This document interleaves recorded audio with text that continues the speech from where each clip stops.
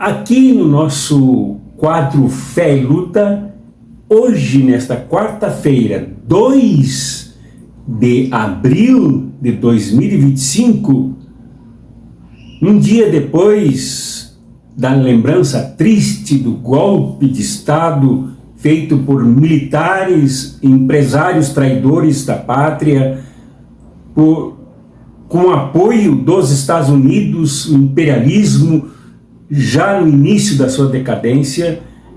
Aqui nós queremos falar hoje e falaremos sobre um valor fundamental da reconstrução nacional, da reconstrução social, da edificação da dignidade do povo brasileiro, principalmente de sua operosa e sacrificada classe trabalhadora. Mas antes de tematizar o que falarei aqui, por favor, logo em seguida mostrarei para vocês, por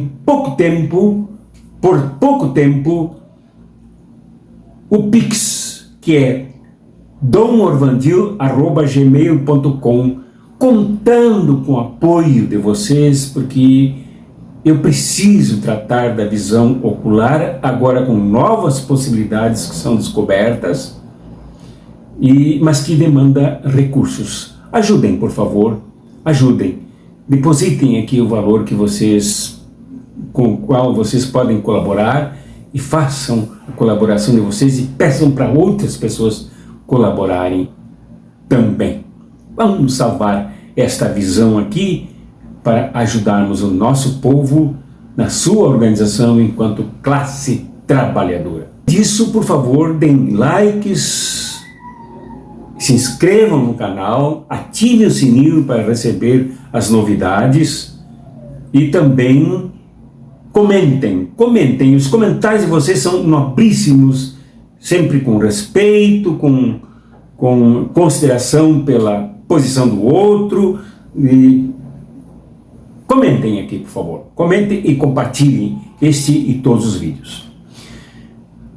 Pois o julgamento dos golpistas comandados por Jair Bolsonaro e por outros do seu quilate criminoso, lá pela primeira turma do Supremo Tribunal Federal, trouxe informações que escandalizaram e repercutiram dolorosamente na sensibilidade do povo brasileiro e internacionalmente.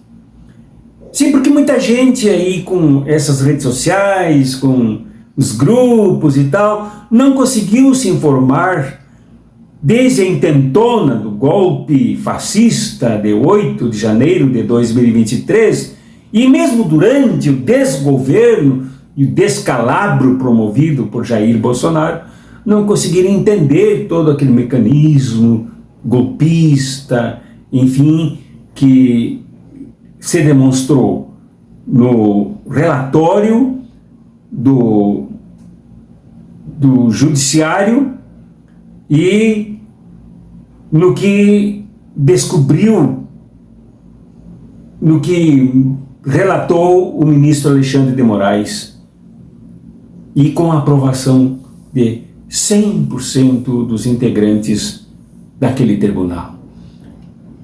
Quanto aos crimes que agora serão, cujas investigações mostrarão ainda mais os seus laços, as suas conexões, as suas raízes e onde aquilo tudo poderia chegar. Hoje eu destaco aqui, por ser o quadro Fé e Luta, a preocupação de um pastor que vem se afirmando no Brasil, até por ter sido queimado na igreja dele pela posição antifascismo, antifundamentalismo, antineoliberalismo, anti-ideológica da direita que ocupou as igrejas, que é o pastor Antônio Carlos Costa. Espantado com as revelações feitas por Alexandre de Moraes, por ocasião da apresentação do seu voto para transformar em réus os criminosos golpistas de 8 de janeiro, os estrelados, os chefões dos crimes. Chocado, então, ele apela às igrejas. Ele chama dos pastores e lideranças das igrejas evangélicas. Apela para que peçam perdão ao povo brasileiro pelo apoio que deram, pela adesão escancarada ao desgoverno Jair Bolsonaro. Ele elenca por que ele apela assim como cristão e como pregador para que demonstrem arrependimento, peçam perdão. Mostra aqui um trechinho da fala do pastor Antônio Carlos Costa para que vocês avaliem e procurem assistir todo o vídeo dele que está no Instagram, quando ele fala tudo o que ele pensa sobre essa questão. Assistam aí um trechinho. Cumpro o meu dever de cristão e pregador do Evangelho de dizer que hoje é dia de as igrejas, pastores e lideranças evangélicas que apoiaram o projeto de poder bolsonarista virem a público pedir perdão ao povo brasileiro e aos próprios cristãos que foram perseguidos pelas críticas que fizeram à aliança nefasta ocorrida a partir de 2018. Pois bem, o pastor João Carlos apela assim de forma enfática, como vocês viram aí. Eu não tenho condições de rodar todo o vídeo dele, para que os pastores, as lideranças evangélicas peçam perdão. E ao longo do vídeo ele descreve por que deveriam pedir perdão, e vocês verão lá. E ao final ele surpreende quando diz que não acredita que pedirão perdão, e justifica bíblica e teologicamente por que eles não pedirão perdão. Eu também não acredito. Eles não pedirão perdão. Jamais. Muita gente das igrejas deles, decepcionadas com o escândalo da adesão deles ao crime organizado, ao fascismo, ao golpe de Estado, a apelação para a tortura, para as prisões, para os desaparecimentos e assassinatos, como já estava até descrito no plano, no projeto de golpe, eles mesmo assim não pedirão perdão. Por que eles não pedirão perdão? Ora, perdão é um valor da fé dos seguidores e seguidoras de Jesus que implica em profunda transformação das consciências, da hierarquia de valores anterior daqueles que aderiram a Jesus. O perdão é uma postura absolutamente nobre, que é alimentada pela humildade de quem se posiciona arrependido, arrependida. O perdão também vem de uma disposição de serviço, não só de se colocar labialmente, oralmente, num pedido de perdão, mas de reconstrução das pessoas prejudicadas, de comunhão com as pessoas que foram abatidas pelos crimes, pela bandidagem, pelo golpe, pela negação da saúde, as 700 mil pessoas que morreram sufocadas pela Covid, as pessoas escandalizadas e ameaçadas.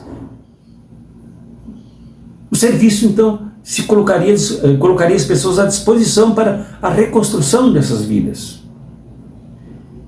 Outra coisa, o perdão vem de uma postura geográfica de uma postura no organograma econômico, social e político da sociedade.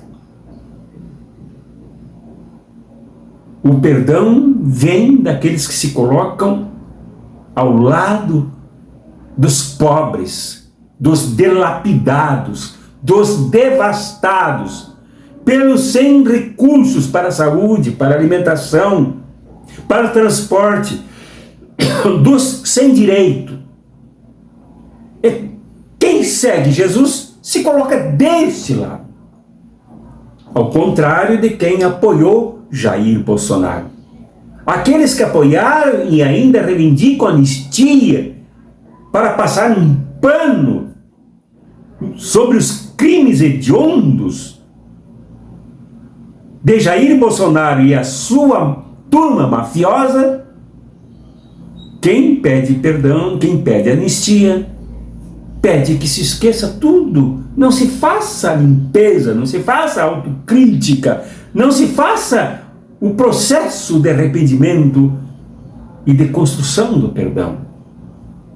Então, estas lideranças evangélicas, e não são evangélicas, hein? Não são evangélicas, católicas romanas, anglicanos, espíritas, umbandistas, judaicas aqui no Brasil, islâmicas aqui no Brasil, budistas aqui no Brasil, não farão esse pedido de perdão, porque o lado deles não é este, de onde verte o perdão, da onde, como a cacimba lá dos interiores do Rio Grande do Sul, que se transforma em caudal d'água e depois em rios, não existe perdão. Eles não estão ao lado da vertente do perdão, eles estão ao lado da produção do ódio, da produção dos crimes, daqueles que exploram, daqueles que massacram, daqueles que tiram o máximo dos que têm o mínimo, daqueles que pisam nos pobres e provocam a guerra da destruição das vidas. É o lado dele que essas igrejas estão, que essas lideranças estão, e isto precisa ser dito com mais ênfase do que disse o pastor, mais claramente do que afirmou o pastor. É preciso que identifiquemos de que lado está grande parte das igrejas, ao lado dos opressores, ao lado dos que sombreiam os direitos e a dignidade popular, ao lado dos que não admitem serem taxados nas suas riquezas, ao lado dos bancos, ao lado do agronegócio mais patriótico e venenoso dos alimentos e das terras do Brasil, ao lado dos mineradores, aqueles que devastam a Amazônia e matam os indígenas. É ali, deste lado, que estão as igrejas, que estão as lideranças, os pastores e pastoras, que são o alvo da crítica e da conclamação do pastor Antônio Carlos. Então, se eles estão ao lado, eles não têm a formatação do perdão. Não tem. E como eu disse, essa formatação vem da posição tomada pelo próprio Jesus. Jesus nunca apoiou nada da raposa Herodes, como ele o denominou. Jesus nunca tomou posição ao lado de Pilatos. Mesmo quando questionado com relação ao que diria sobre César, ele nunca tomou o lado de César, o imperador de Roma, imperador romano, invasor, assassino e genocida da Palestina. Jesus nunca tomou o lado dos sacerdotes alienados, dos sacerdotes produtores de empalidecimento da consciência e da fé libertadora. Jesus nunca se colocou ao lado dos opressores.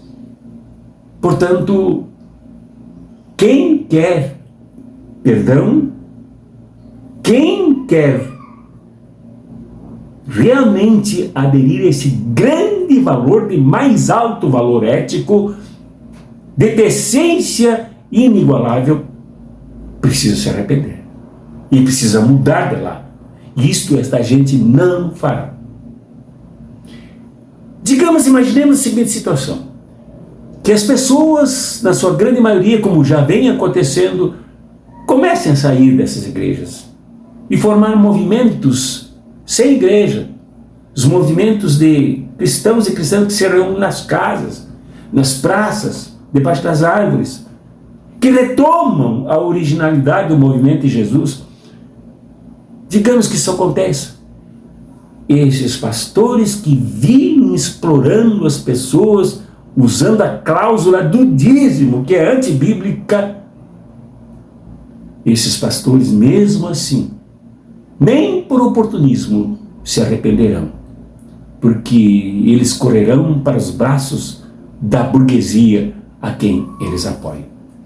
Perdão é arrependimento. Arrependimento é mudança de mentalidade. Mudança de mentalidade implica em mudança de comportamento. Mudança de comportamento se desdobra em colocar-se junto, ao lado, no meio e na dinâmica do povo, sem perguntar qual é a sua religião, sem perguntar em quem o povo crê, mas crendo num movimento que une a todos, que é um movimento de transformação para destruir todas essas fontes causadoras de coisas como Jair Bolsonaro, coisas como Braga Neto, como Augusto Heleno e como outros bandidos que haverão de pagar caro por aquilo que fizeram ao povo brasileiro. Isto é a atitude que se deve tomar e é isso que desencadeia o perdão. O perdão é gostoso, é maravilhoso, ele é realmente o valor da fé.